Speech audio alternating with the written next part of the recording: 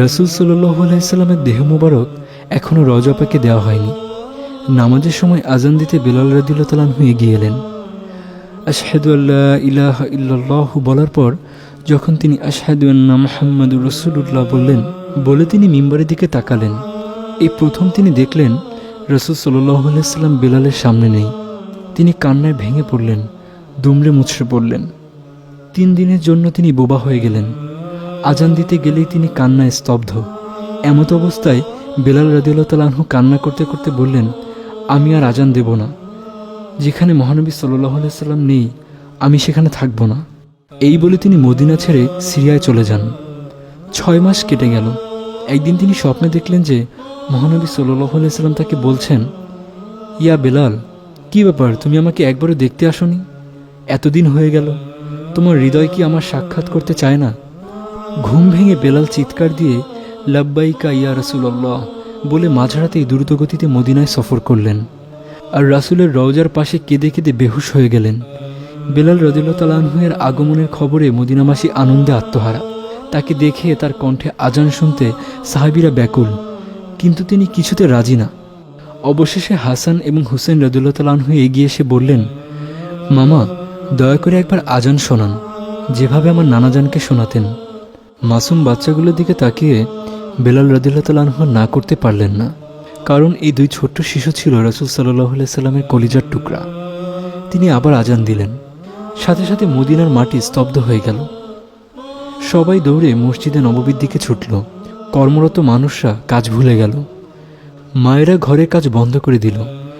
ছোট ছোট শিশুরা বলতে লাগলো, আম্মু, মুয়াজ্জিনে নবী সাল্লাল্লাহু আলাইহি সাল্লাম হযরত বিলাল এসে গেছেন। মদিনাবাসীদের হৃদয় আন্দোলিত। আজান শুনে সবার চোখের সামনে রাসূল সাল্লাল্লাহু আলাইহি সাল্লামের পবিত্র জীবদ্দশার দৃশ্য ভেসে উঠল। আজান শেষ করে তিনি মিম্বারের দিকে তাকালেন। যখন দেখলেন রাসূল সাল্লাল্লাহু আলাইহি সাল্লাম নেই, তিনি কান্না করতে করতে আবার সিরিয়ায় চলে যান। এই সেই বেলাল রাদিয়াল্লাহু তাআলা আনহু, যে ছিল সামাজিক মর্যাদাহীন একজন নিগ্র কালো গোলাম, যার মা বাবা ছিল গোলাম এবং হাবশি সমাজের নিচু স্তরের মানুষ। এই সেই বেলাল রাদিয়াল্লাহু তাআলা আনহু। ইসলাম গ্রহণ করায় তার মালিক উমাইয়া তাকে মরুভূমির তপ্ত বালিতে পিঠ ঠেকিয়ে বেত্রাঘাত করত আর বলতো, লাত এবং উজ্জা 2 মূর্তির পূজা কর। জবাবে বেলাল রাদিয়াল্লাহু তাআলা আনহু বলতো, আহাদ আহাদ, আল্লাহ ছাড়া আর কোনো উপাস্য নেই। এই সেই বেলাল রাদিয়াল্লাহু তাআলা আনহু, যার সীমাহীন কষ্ট দেখে রাসূল সাল্লাল্লাহু আলাইহি সাল্লাম বলেছিলেন, কেউ কি নেই বেলালকে মুক্তি দিবে এই নিদারুণ কষ্ট থেকে? এই সেই বেলাল রাদিয়াল্লাহু তাআলা আনহু, যাকে আবু বকর রাদিয়াল্লাহু তাআলা আনহু 10টি স্বর্ণ মুদ্রা দিয়ে কিনে মুক্তি দেন।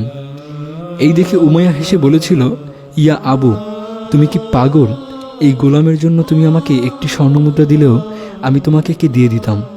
উত্তরে আবু বকর রাদিয়াল্লাহু তাআলা আনহু বলেছিলেন, তুমি যদি এর জন্য 100টি স্বর্ণ মুদ্রাও চাইতে, আমি দিয়ে দিতাম কোনো তর্ক ছাড়াই, কারণ বেলাল আমার গোলাম না, বেলাল আমার মালিক।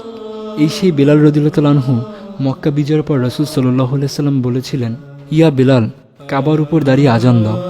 আফসোস, আজ আমাদের সমাজে এখনও উঁচু নিচু, কালো সাদা, গরিব ধনীর পার্থক্য চোখে পড়ার মতো।